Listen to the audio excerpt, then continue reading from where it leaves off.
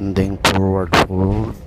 Okay, so inhale up and exhale. Pick up your toes, big toes.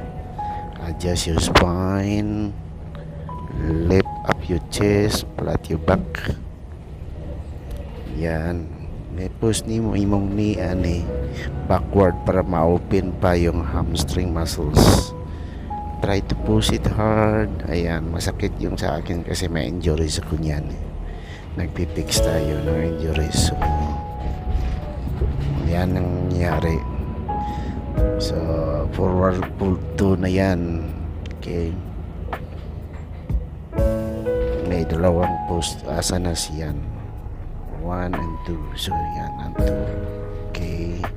So, take a 5 breath sa every asanas niya. Breath count